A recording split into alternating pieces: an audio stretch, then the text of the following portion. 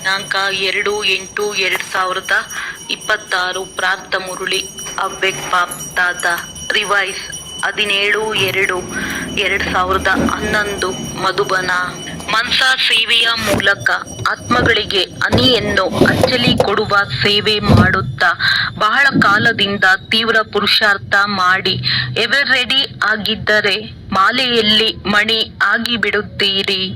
ಈ ದಿನ ಸ್ನೇಹ ಸಾಗರ ತನ್ನ ಸ್ನೇಹಿ ಮಕ್ಕಳೊಂದಿಗೆ ಮಿಲನ ಮಾಡಲು ಬಂದಿದ್ದಾರೆ.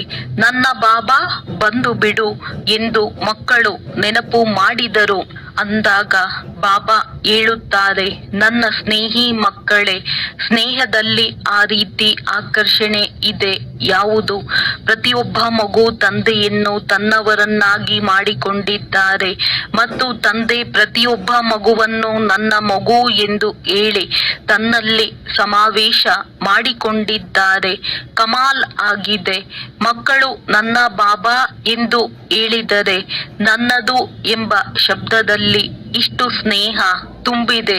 ಯಾವುದರಿಂದ? ತಂದೆಯೂ ಸಹ ನನ್ನ ಮಕ್ಕಳು ಎಂದು ಹೇಳುತ್ತಾರೆ. ಸ್ನೇಹ ಹೇಗಿದ್ದವರನ್ನು ಹೇಗೆ ಮಾಡಿಬಿಡುತ್ತದೆ. ಪ್ರತಿಯೊಬ್ಬ ಮಗುವಿನ ಮಸ್ತಕದಲ್ಲಿ ಈ ದಿನ ಸ್ನೇಹದ ಅಲೆಗಳು ಬರುತ್ತಿದೆ. ಇದನ್ನು ನೋಡಿ ಬಾಪ್ ದಾದಾರವರು ಹರ್ಷಿತರಾಗುತ್ತಿದ್ದಾರೆ.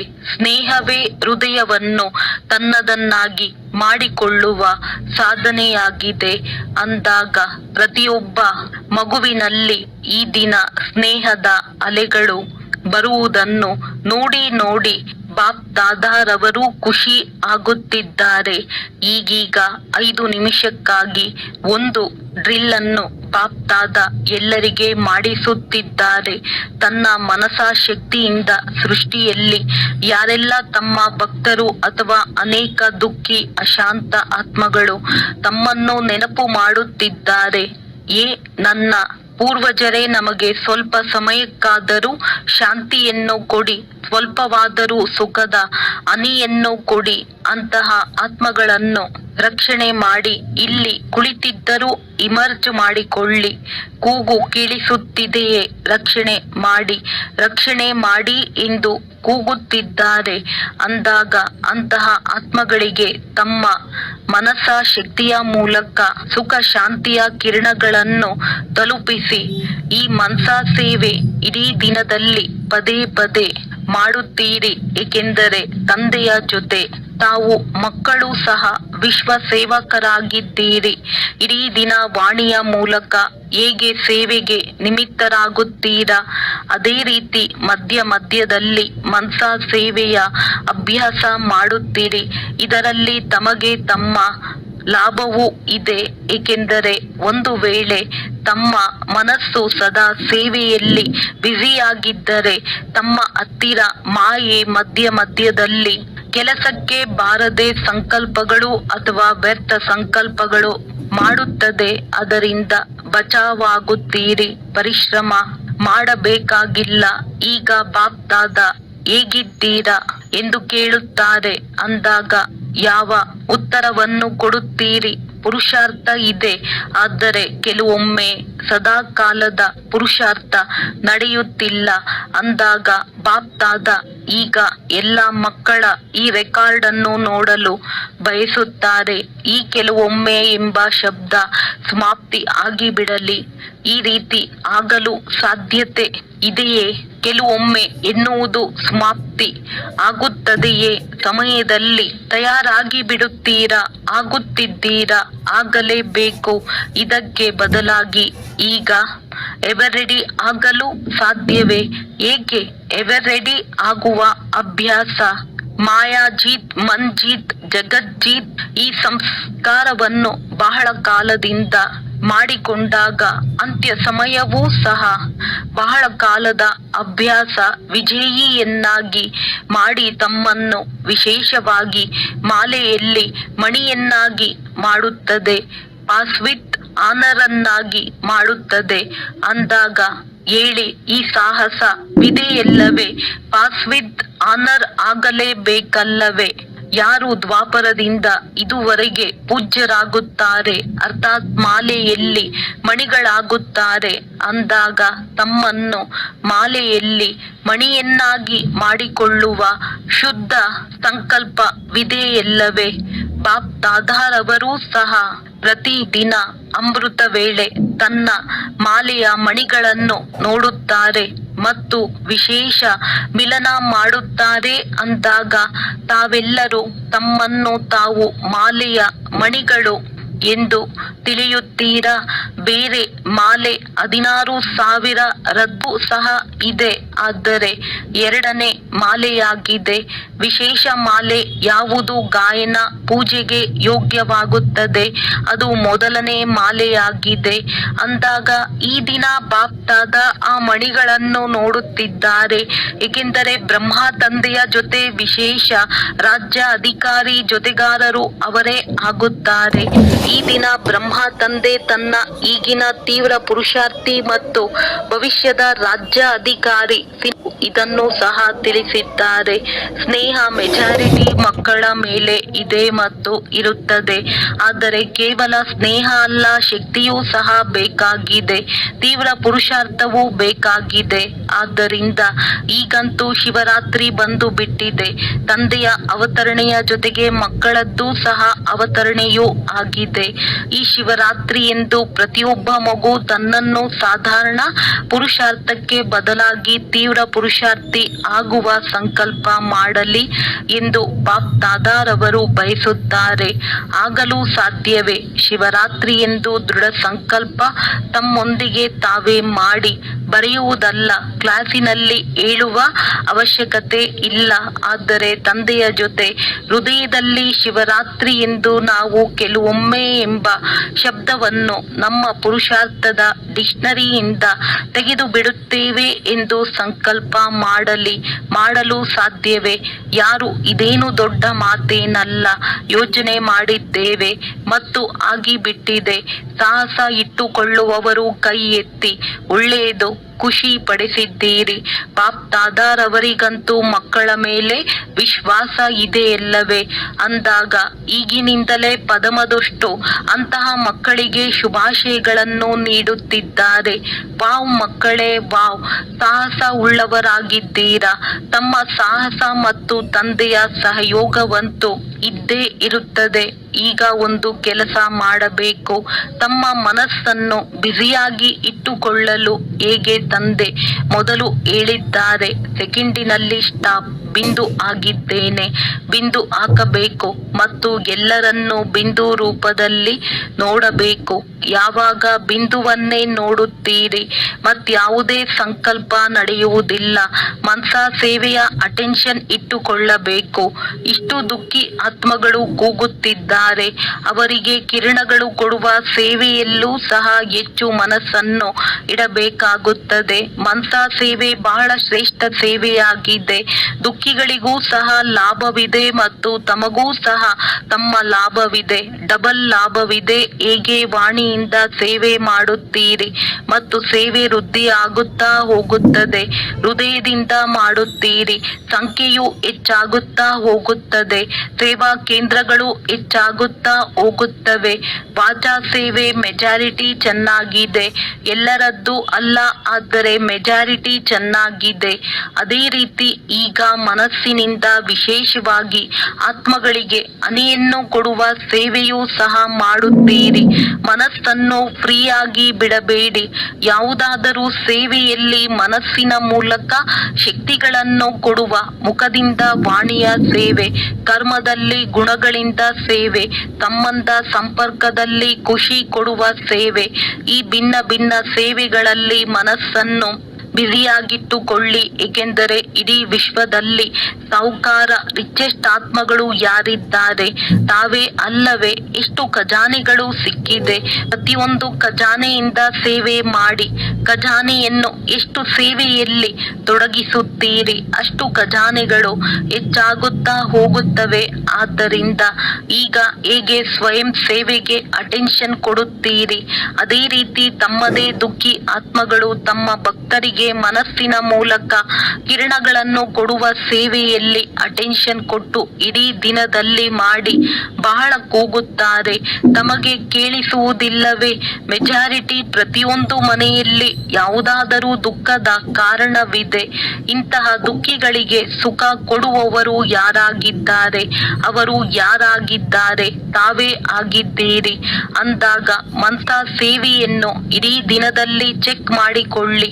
ಎಷ್ಟು ಸಮಯ ಹೇಗೆ ಸ್ವಯಂನ ಪ್ರತಿ ಕೊಡುತ್ತೀರಾ, ಅದೇ ರೀತಿ ಮನಸ ಸೇವೆಯ ಪ್ರತಿ ಎಷ್ಟು ಸಮಯ ಕೊಟ್ಟಿದ್ದೀರಿ?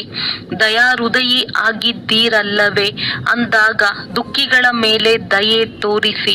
ತಮ್ಮ ಹಾಡು ಸಹ ಇದೆಯಲ್ಲವೇ? ಓ ತಂದೆ ತಾಯಿ, ದುಃಖಿಗಳ ಮೇಲೆ ದಯೆ ತೋರಿಸಿ ಎಂಬ ಹಾಡಿದೆಯಲ್ಲವೇ? ಬಾಪ್ ದಾದಾರವರಿಗೆ ಬಹಳ ಕೂಗು ಕೇಳಿಸುತ್ತದೆ, ತಮಗೆ ಕಡಿಮೆ ಕೇಳಿಸುತ್ತದೆ. ಆದರೆ ಈಗ ಕೇಳಿ, ಅವರು ಎಲ್ಲಿಗೆ ಹೋಗುತ್ತಾರೆ? ತಮ್ಮದೇ ಸಹೋದರ ಸಹೋದರಿಯಾಗಿದ್ದಾರೆ. ತಮ್ಮ ಲಾಭವನ್ನು ತೆಗೆದುಕೊಳ್ಳಿ, ಮನಸ್ಸನ್ನು ಬಿಸಿಯಾಗಿಟ್ಟುಕೊಳ್ಳಿ ಮತ್ತು ದುಃಖಿಗಳ ದುಃಖವನ್ನು ದೂರ ಮಾಡಿ. ಕೂಗುತ್ತಾರೆ, ಹೃದಯ ಕೂಗುತ್ತದೆ. ಬಾಪ್ ದಾದಾರವರಂತೂ ಕೇಳುತ್ತಾರೆ. ಅಂದಾಗ ಓ ನನ್ನ ಮುದ್ದಾದ ಮಕ್ಕಳೇ ಎಂದು ಮಕ್ಕಳನ್ನು ನೆನಪು ಮಾಡುತ್ತಾರೆ. ಈಗ ದಯಾ ಹೃದಯವನ್ನು ಧಾರಣೆ ಮಾಡಿ ತಾವು ಬ್ರಾಹ್ಮಣರಲ್ಲೂ ಸಹ ಒಬ್ಬರಿಗೊಬ್ಬರು ಸಹಯೋಗಿಯಾಗಿ ಎಂತಹದ್ದೇ ಸಂಸ್ಕಾರ ಇರಲಿ, ಆದರೆ ತಮ್ಮ ಕಾರ್ಯ ಯಾವುದು? ಸಂಸ್ಕಾರದಿಂದ ಮೋಸ ಹೋಗುವುದೋ ಅಥವಾ ಅವರನ್ನು ಸಂಸ್ಕಾರದ ಜಂಜಾಟದಿಂದ ಬಿಡುಗಡೆ ಮಾಡುವುದೋ? ತಮ್ಮದೂ ಸಹ ಟೈಟಲ್ ಇದೆಯಲ್ಲವೇ? ದುಃಖಹರ್ತ ಸುಖಕರ್ತ ಎಂಬ ಟೈಟಲ್ ಇದೆಯಲ್ಲವೇ? ತಂದೆಯ ಜೊತೆಗಾರರಲ್ಲವೇ? ತಂದೆಯ ಜೊತೆಗಾರರು ಯಾವ ಸಂಕಲ್ಪವನ್ನು ಮಾಡಿದ್ದೀರಿ? ಈ ವಿಶ್ವವನ್ನು ನೋಡಿ, ಈ ವಿಶ್ವವನ್ನು ದುಃಖ ಅಶಾಂತಿಯಿಂದ ಬದಲಾವಣೆ ಮಾಡಿ ಸುಖ ಶಾಂತಿಯ ಸ್ಥಾಪನೆ ಮಾಡಲೇಬೇಕು. ಮಾಡಬೇಕಲ್ಲವೇ? ಕೈ ಎತ್ತಿ ಮಾಡಬೇಕೆ ಅಥವಾ ಕೇವಲ ನೋಡುವುದೋ ಸ್ಥಾಪನೆ ಆಗುತ್ತಿದೆ. ಆದರೆ ಈಗ ಬದಲಾವಣೆ ಆಗಬೇಕು. ಬ್ರಾಹ್ಮಣ ಆತ್ಮರಾಗಲಿ, ನೋಡುತ್ತಿರಬೇಡಿ, ಮಾಡುತ್ತಿದ್ದಾರೆ. ಆದರೆ ಅವರಿಗೂ ಸಹ ವಾಣಿ ಮತ್ತು ಮನಸ ಸೇವೆಯ ಮೂಲಕ ಪರಿವರ್ತನೆ ಮಾಡಬಾರದು. ಬಾಪ್ ದಾದಾ ಕೇಳುತ್ತಿರುತ್ತಾರೆ. ಬಾಪ್ ದಾದಾರವರಿಗೆ ಮಾತು ಕೊಟ್ಟು ಬಿಟ್ಟಿದ್ದೀರಿ. ಮಾತು ಕೊಟ್ಟ ನಂತರ ಸ್ವಯಂ ತಂದೆಯ ಡೈರೆಕ್ಷನ್ ಮೇಲೆ ನಡೆಯಿರಿ. ಜವಾಬ್ದಾರಿ ಬಾಪ್ ದಾದಾ ಆಗಿದ್ದಾರೆ. ಅವರ ಜೊತೆಗಾರರು ನಿಮಿತ್ತ ಆಗಿರುವ ಮಕ್ಕಳಾಗಿದ್ದಾರೆ. ಸದಾ ತಮ್ಮ ಮನಸ್ಸನ್ನು ವ್ಯರ್ಥ ಸಂಕಲ್ಪಗಳಿಗೆ ಬದಲಾಗಿ ಈಗ ದುಃಖಿ ಆತ್ಮಗಳಿಗೆ, ಬ್ರಾಹ್ಮಣರಾಗಿರಲಿ ಯಾರೇ ಆಗಿರಲಿ, ಡಿಸ್ಟರ್ಬ್ ಆಗಿರುವ, ತೊಂದರೆಯಲ್ಲಿರುವ ಆತ್ಮರಿಗೆ ಸಹಯೋಗ ಕೊಡಿ. ಸಹಯೋಗ ಆಗಿ ಒಳ್ಳೆಯದು. ಹೊಸ ಮಕ್ಕಳು ಯಾರು ಮೊದಲನೇ ಬಾರಿ ಬಂದಿದ್ದೀರಿ, ಅವರು 1 ಸೆಕೆಂಡಿನಲ್ಲಿ 10 ನಿಮಿಷದ ಕೆಲಸ ಮಾಡಬೇಕು. ಸಮಯವನ್ನು ಸ್ವಲ್ಪವೂ ವ್ಯರ್ಥ ಮಾಡಬಾರದು. ಗಮನ ಕೊಡಬೇಕು. ತಮ್ಮ ಪುರುಷಾರ್ಥ ತೀವ್ರ ಮಾಡಿ. ಎಷ್ಟು ಮುಂದುವರೆಯ ಬಯಸುವಿರಿ ಅಷ್ಟು ಮುಂದುವರೆಯಬಹುದು. ನಿಮ್ಮೆಲ್ಲರಿಗೂ ಎಲ್ಲ ಬ್ರಾಹ್ಮಣರ ಕಡೆಯಿಂದ, ತಂದೆಯ ಕಡೆಯಿಂದ ಶುಭ ಭಾವನೆ, ಶುಭ ಕಾಮನೆ ಇದೆ. ಒಳ್ಳೆಯದು. ಎಲ್ಲ ಮಧುಬನದವರು ಎದ್ದೇಳಿ. ಮಧುಬನದವರು ಒಂದು ವೇಳೆ ಇಲ್ಲವೆಂದರೆ ತಮ್ಮ ಅತಿಥಿ ಸತ್ಕಾರ ಯಾರು ಮಾಡುವವರು? ಆರಾಮವಾಗಿ ಬರುತ್ತೀರಿ, ತಿನ್ನುತ್ತೀರಿ, ಕುಡಿಯುತ್ತೀರಿ, ರಿಫ್ರೆಶ್ ಆಗುತ್ತೀರಿ. ಅಂದಾಗ ಮಧುಬನದವರಿಗೆ ಚಪ್ಪಾಳೆ ಹೊಡೆಯಿರಿ. ಬಾಪ್ ದಾದಾರವರಿಗೆ ಗೊತ್ತಿದೆ ಸ್ಥಾನ ಕಡಿಮೆ ಇರುವ ಕಾರಣ ಮಧುಬನದವರಿಗೆ ಸ್ವಲ್ಪ ದೂರ ಕುಳಿತು ಕೇಳಬೇಕಾಗುತ್ತದೆ. ಇದು ಸಹ ಮಧುಬನದವರ ಸೇವೆಯಾಗಿದೆ. ಅನ್ಯರಿಗೆ ಸುಖ ಕೊಡುವುದು ಸುಖದಾತರಾಗಿದ್ದೀರಲ್ಲವೇ? ಅಂದಾಗ ಮಧುಬನದವರ ಕೆಲಸವಾಗಿದೆ ಸುಖ ತೆಗೆದುಕೊಳ್ಳುವುದು ಮತ್ತು ಸುಖ ಕೊಡುವುದು. ಏಕೆಂದರೆ ಯಾರೆಲ್ಲ ಬರುತ್ತಾರೆ ಅವರ ಅನುಭವದಿಂದ ತಾವು ಅನುಭವ ತಿಳಿಸುತ್ತೀರಿ. ಆ ಅನುಭವದಿಂದ ಒಬ್ಬರಿಗೊಬ್ಬರಿಗೆ ಲಾಭ ಆಗುತ್ತದೆ, ಕೆಲವೊಂದು ಲಾಭಗಳು ಆಗುತ್ತದೆ. ಆದರೆ ಸಮಯ ಕಡಿಮೆ ಇರುವ ಕಾರಣ ತಿಳಿಸುವುದು ಕಡಿಮೆ. ಆದರೆ ಮಧುಬನದವರ ಟೈಟಲ್ ಏನಾಗಿತ್ತು? ಸುಖ ಕೊಡುವುದು ಮತ್ತು ಸುಖ ತೆಗೆದುಕೊಳ್ಳುವುದು. ಸುಖದಾತನ ಮಕ್ಕಳು ಫಾಲೋ ಫಾದರ್ ಮಾಡುವವರಾಗಿದ್ದಾರೆ. ಒಳ್ಳೆಯದು. ಈ ಬಾರಿ ಯಾರು ಬಂದಿದ್ದೀರಿ? ಅವರಲ್ಲಿ ಯಾರು ಪ್ರತಿದಿನ ಮುರುಳಿ ಕೇಳುತ್ತಾರೆ? ಯಾರಾದರೂ ಮುರುಳಿ ಕೇಳದೆ ಇರುವವರಿದ್ದೀರಾ? ಕೈ ಎತ್ತಿ. ಯಾರು ಇಲ್ಲ? ಒಳ್ಳೆಯದು. ಯಾರು ಮುರುಳಿ ಓದುವುದಿಲ್ಲ, ಕೇಳುವುದಿಲ್ಲ, ಅವರು ಎದ್ದು ನಿಲ್ಲಿ. ಕೆಲವರೇ ಇದ್ದಾರೆ, ಪರವಾಗಿಲ್ಲ. ಆದರೆ ಈಗ ಯಾವ ಸಮಯ ಸಿಕ್ಕಿದೆ ಅದರಲ್ಲಿ ತಂದೆಯ ಮಹಾವಾಕ್ಯಗಳನ್ನು ಪರಮಧಾಮದಿಂದ ಬಾಪ್ ದಾದಾರವರು ಬರುತ್ತಾರೆ. ಸೂಕ್ಷ್ಮ ವತನದಿಂದ ಬ್ರಹ್ಮ ಬಾಬಾ ಬರುತ್ತಾರೆ ಮತ್ತು ಬಂದು ಮಹಾವಾಕ್ಯಗಳನ್ನು ಉಚ್ಚಾರಣೆ ಮಾಡುತ್ತಾರೆ. ಆದ್ದರಿಂದ ಮುರುಳಿ ಎಂದೂ ಸಹ ಒಂದು ದಿನವೂ ಮಿಸ್ ಮಾಡಬಾರದು. ತಮ್ಮ ಬಾಪ್ ದಾದಾರವರ ಹೃದಯ ಸಿಂಹಾಸನ ಬಿಟ್ಟು ಹೋಗುತ್ತದೆ. ಆದ್ದರಿಂದ ಯಾರೆಲ್ಲ ಮುರುಳಿಯನ್ನು ತಪ್ಪಿಸುತ್ತಾರೆ ಅವರು 3 ಸಿಂಹಾಸನಕ್ಕೆ ಮಾಲೀಕರಲ್ಲ ಎಂದು ತಿಳಿದುಕೊಳ್ಳಬೇಕು. 2 ಸಿಂಹಾಸನಕ್ಕೆ ಮಾಲೀಕರು ಯಥಾಶಕ್ತಿ ಅನುಸಾರವಾಗಿ ಆಗುತ್ತಾರೆ. ಆದ್ದರಿಂದ ಮುರುಳಿ ಮುರುಳಿ ಮುರುಳಿ, ಏಕೆಂದರೆ ಮುರುಳಿಯಲ್ಲಿ ಪ್ರತಿದಿನ ಡೈರೆಕ್ಷನ್ ಇರುತ್ತದೆ. 4 ಸಬ್ಜೆಕ್ಟ್ಗಳ ಡೈರೆಕ್ಷನ್ ಇರುತ್ತದೆ. ಅಂದಾಗ ಪ್ರತಿದಿನದ ಡೈರೆಕ್ಷನ್ ತೆಗೆದುಕೊಳ್ಳಬೇಕಲ್ಲವೇ? ಯಾರೆಲ್ಲ ತಪ್ಪಿಸುತ್ತೀರಿ? ಕಾರಣದಿಂದಾಗಲಿ ಅಕಾರಣದಿಂದಾಗಲಿ ಅವರು ಹೇಗೆ ಮುರುಳಿ ಕೇಳುವುದು ಎಂದು ತಮ್ಮ ಪ್ರೋಗ್ರಾಂ ಮಾಡಿಕೊಳ್ಳಬೇಕು. ಯಾವುದಾದರೂ ನಿವಾರಣೆಯನ್ನು ಯೋಚಿಸಿ. ಈಗಿನ ಸಮಯದಲ್ಲಿ ವಿಜ್ಞಾನದ ಸಾಧನಗಳು ತಮಗಾಗಿ ಇದೆ. ಬ್ರಹ್ಮ ತಂದೆಯಲ್ಲಿ ಪ್ರವೇಶತೆಯ 100 ವರ್ಷದ ಮೊದಲು ಈ ವಿಜ್ಞಾನ ಬಂದಿದೆ. ತಮಗೂ ಕೆಲಸಕ್ಕೆ ಬರುತ್ತದೆ. ಆದ್ದರಿಂದ ಅದನ್ನು ಉಪಯೋಗಿಸಿ ಲಾಭವನ್ನು ತೆಗೆದುಕೊಳ್ಳಿ. ಒಳ್ಳೆಯದು. ಎದುರಿನಲ್ಲಿ ಕುಳಿತಿರುವವರು ಮತ್ತು ಎಲ್ಲಾದರೂ ಕೇಳುತ್ತಿರುವ ಮಕ್ಕಳಿಗೆ ಬಾಪ್ ದಾದಾರವರ ಹೃದಯ ತುಂಬಿ ಪ್ರೀತಿಯಿಂದ ನೆನಪು, ಪ್ರೀತಿ ಹಾಗೂ ನಮಸ್ತೆ. ಸೇವೆಯ ಸರದಿ ಯುಪಿ ಬನಾರಸ್ದಾಗಿದೆ. ಯುಪಿಯಿಂದ ಬ್ರಹ್ಮ ತಂದೆಯ ಜಗದಂಬಾರವರ ಬಹಳ ಪ್ರೀತಿ ಇದೆ. ಎಷ್ಟು ಬಾರಿ ಬ್ರಹ್ಮ ತಂದೆ ಯುಪಿಯಲ್ಲಿ ಬಂದಿದ್ದಾರೆ, ಅಷ್ಟು ಬಾರಿ ಬಾಂಬೆಯಲ್ಲಿಯೂ ಬಂದಿದ್ದಾರೆ. ಆದರೆ ಯುಪಿಯಲ್ಲಿಯೂ ಬಂದಿದ್ದಾರೆ.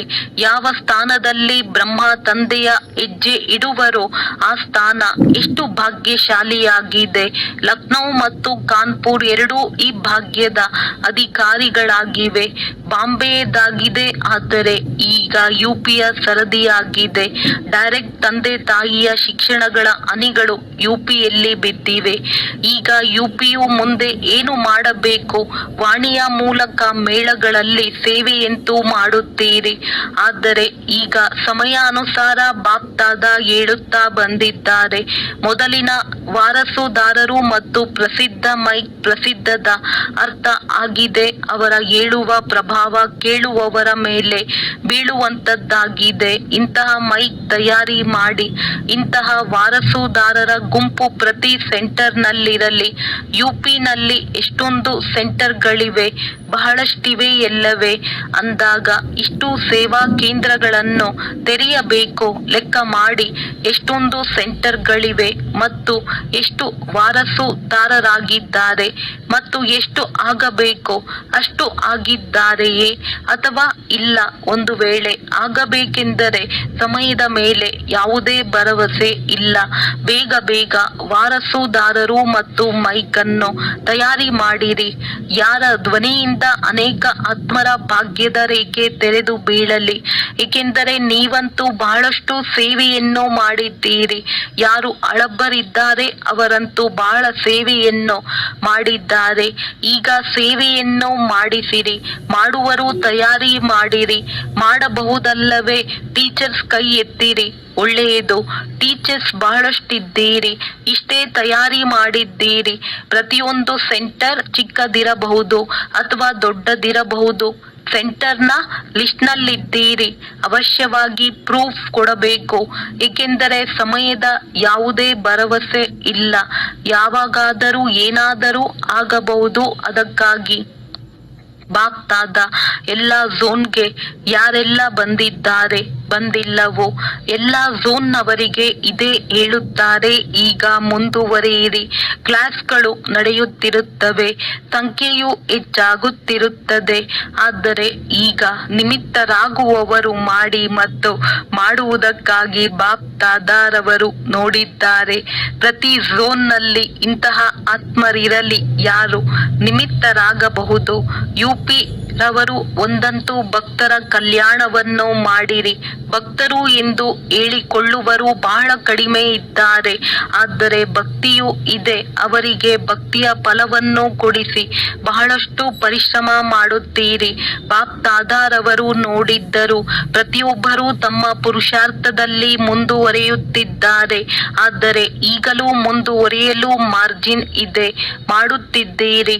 ಈ ರೀತಿ ಎಲ್ಲ ಮಾಡುತ್ತಿದ್ದೀರಿ. ಆದರೆ ಸ್ವಲ್ಪ ಇನ್ನೂ ತೀವ್ರತೆಯನ್ನು ಹೆಚ್ಚಿಸಿರಿ. ಒಳ್ಳೆಯವರಾಗಿದ್ದೀರಿ ಮತ್ತು ಒಳ್ಳೆಯ ಸೇವೆ ಮಾಡುತ್ತೀರಿ. ಎಲ್ಲ ದಾದಿಯರೂ ಸಹ ನಿಮಗೆ ಶುಭಾಶಯಗಳನ್ನು ಕೊಡುತ್ತಾರೆ. ಪಾಂಡವರು ಎಷ್ಟೊಂದು ಜನ ಬಂದಿದ್ದಾರೆ. ಪಾಂಡವರು ಕಡಿಮೆ ಏನಿಲ್ಲ. ಕೆಲ ಸೇವೆಗಳನ್ನು ಪಾಂಡವರೇ ಮಾಡಬಹುದು. ಅದಕ್ಕೆ ಪಾಂಡವರಿಗೂ ಬಾಪ್ದಾದ ಮತ್ತು ಸರ್ವ ಮಧುಬನ ನಿವಾಸಿಯರು ಶುಭಾಶಯಗಳನ್ನು ಕೊಡುತ್ತಿದ್ದಾರೆ. ಒಳ್ಳೆಯದು. ವರದಾನ: ಬುದ್ಧಿ ಎಂಬ ಕಾಲು ಮರ್ಯಾದೆಯ ಗೆರೆಯೊಳಗೆ ಇಡುವಂತಹ ಸರ್ವವ್ಯಾಪಿ ಸಂಪನ್ನ ಶಕ್ತಿಶಾಲಿ ಭವ. ಯಾವ ಮಕ್ಕಳ ಬುದ್ಧಿ ಎಂಬ ಕಾಲು ಮರ್ಯಾದೆಯ ಗೆರೆಯಿಂದ ಸ್ವಲ್ಪವೂ ಹೊರಗೆ ಹೋಗುವುದಿಲ್ಲ, ಅವರು ಲಕ್ಕಿ ಮತ್ತು ಲವ್ಲಿ ಆಗಿಬಿಡುತ್ತಾರೆ. ಭಾಗ್ಯಶಾಲಿ ಮತ್ತು ಪ್ರಿಯರು.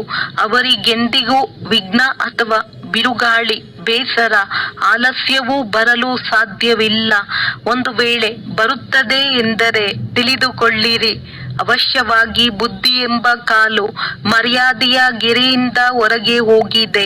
ಗೆರೆಯಿಂದ ಹೊರಗಿಡುವುದು ಅರ್ಥಾತ್ ಬಿಕಾರಿ ಆಗುವುದಾಗಿದೆ.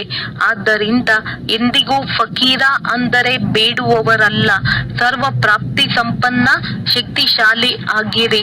ಸ್ಲೋಗನ್: ಯಾರು ಸದಾ ಭಿನ್ನ ಹಾಗೂ ತಂದೆಯ ಪ್ರಿಯರಾಗಿದ್ದಾರೆಯೋ ಅವರು ಸುರಕ್ಷಿತವಾಗಿ ಇರುತ್ತಾರೆ. ಅವ್ಯಕ್ತ ಸೂಚನೆಗಳು: ಅಪವಿತ್ರತೆಯ ಬೀಜವನ್ನು ಸಮಾಪ್ತಿ ಮಾಡಿ ಸಂಪೂರ್ಣ ಸ್ವಚ್ಛ ಪವಿತ್ರ ಆಗಿರಿ. ದೃಢತೆ ಸಫಲತೆಯ ಚಾವಿ ಆಗಿದೆ. ಸಫಲತೆ ನೀವು ಮಕ್ಕಳ ಜನ್ಮಸಿದ್ಧ ಅಧಿಕಾರವಾಗಿದೆ. ಹಾಗಾಗಿ ದೃಢತೆಯನ್ನು ಉಪಯೋಗಿಸಿರಿ. ಹುಡುಗಾಟಿಕೆಯಲ್ಲಿ ಬರಬೇಡಿ. ಆಗಿಬಿಡುವುದು, ಮಾಡಿಬಿಡುತ್ತೇವೆ, ಈ ರೀತಿ ಯೋಚಿಸಬೇಡಿ. ದೃಢ ಸಂಕಲ್ಪದ ಮನಸ್ಸಿನಿಂದ ವ್ಯರ್ಥ ಸಂಕಲ್ಪವನ್ನು ಸಮಾಪ್ತಿ ಮಾಡಿ ವಿಜಯಿ ಆಗಿ. ಒಳ್ಳೆಯದು. ಓಂ ಶಾಂತಿ. ಓಂ ಶಾಂತಿ.